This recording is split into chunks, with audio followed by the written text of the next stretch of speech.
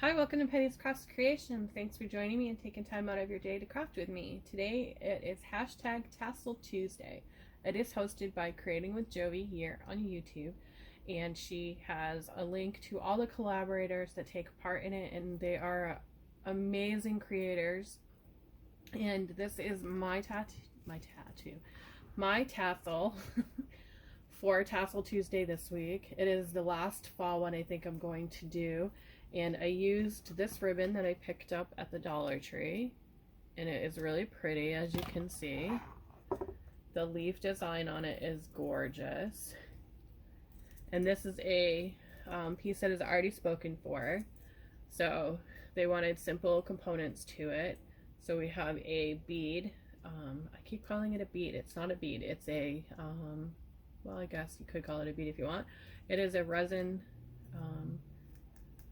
stone looking bead, we'll call it, I guess.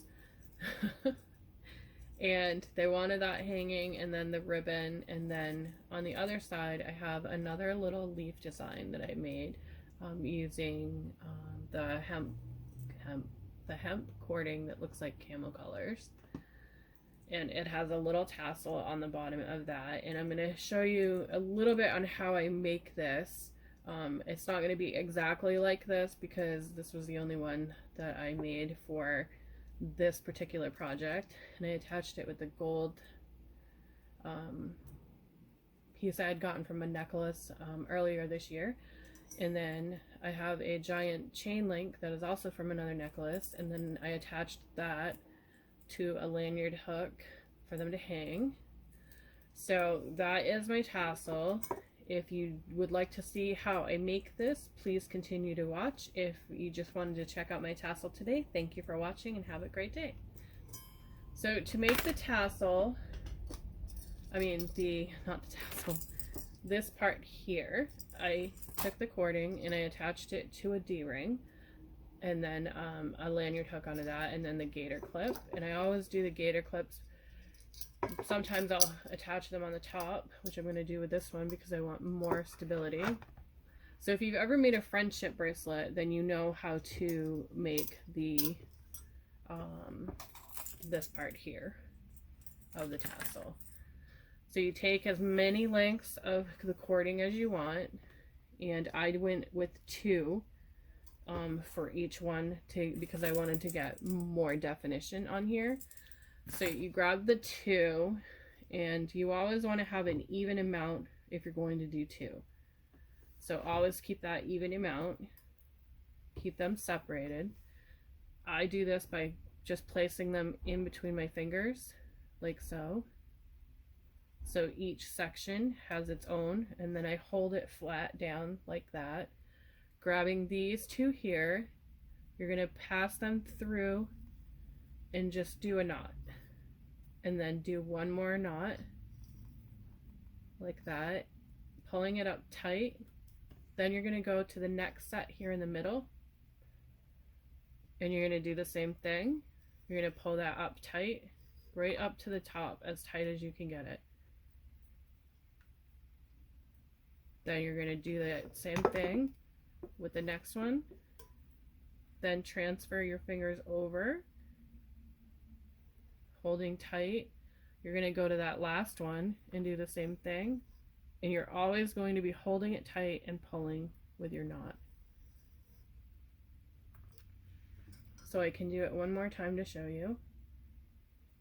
So holding tight, all you're doing is knot work, and you're just going to continue it through the whole process until you get the shape that you want, how you want it to look. Now, to do the shape of the leaf that I did, when I got it to the length that I wanted, I stopped doing the last one on these, and the way I did it is when I got over here, I just grabbed those together and then did my knot over those 2, so it was 4. And then I continued that pattern all the way down until I got that pattern that I liked on here. And then it gives you that shape, that leaf shape, because you're going out with your pattern. So when I got to 3 on here, it started to curve down, which is the look that I wanted. So I'm not going to continue with this one. That's going to be for another project, but you get the idea on that. The next was doing the ribbon part of the tassel, and that is with the little clips. And they come in a variety of sizes and colors. This is what they look like. I used the shinier silver. They have the really small ones like this. So I'll show you with the one that I did. And I just used my grip ones here, my flat pliers here to do that. And I just took the ribbon and I folded it in half, and then I did 2 of those together in one. So I'll cut this one in half here. So I took them both and I folded them together like so.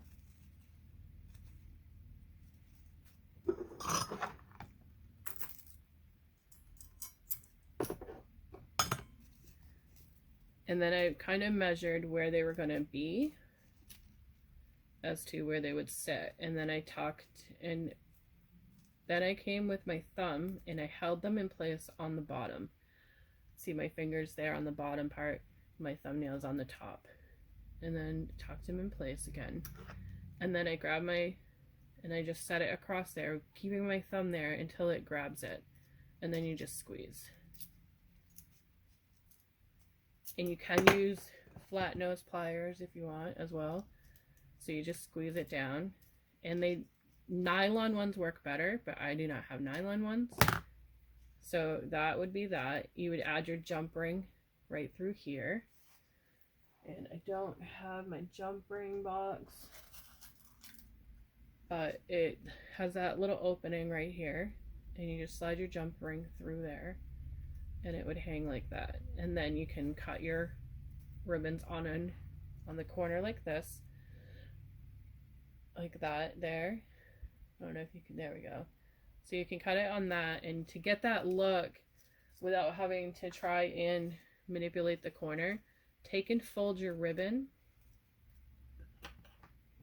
and you're going to go on an angle upward, and that will give you the V. If you go downward with it, going downward, it's going to give you that pointed end.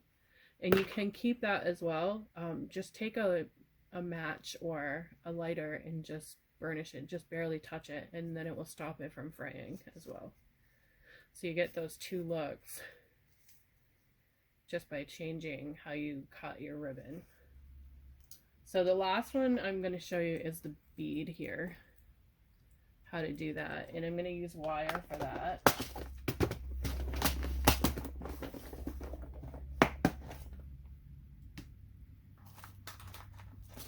And I have some 20 gauge wire, sorry, 26 gauge wire that I'm going to show you how to do that with. You take and you place it through your bead and then hold it upward like so, and just give it a little twist down here and just keep twisting until you get to where you want your bead on the top here. And I purchased these really weird looking ones in a Hobby Lobby haul recently, and I am so glad that I did, because they work really well to show you how you're going to create your like head pin. You just put it in there and it gives you that perfect bend, and you can easily manipulate how you're going to have it. There's no more guesswork in how you're going to do your eye pins and whatnot, because it does it for you, which is absolutely amazing. I am so happy that I watched Vagabondcrafter's video and she put that up there. So there's no more guesswork on where you're going to put it. You just match that line up and just push it down, and that's going to give you your little spot there for your circle or for your eye. And then take and just twist that back down, and then continue to twist it. And I just take my flat nose pliers there. Forgot to leave that one in there. So you just take your flat nose, or I think that's what they're called, and just wind that around, get it to where you want it to be, and then your bead looks like this when you're done. However long you want it to be. So that creates that for you. And it hangs really nicely. I went really super long because I wanted that to dangle more. But that is it. That's how I made my tassel for this week. Thank you for watching, and have a great day.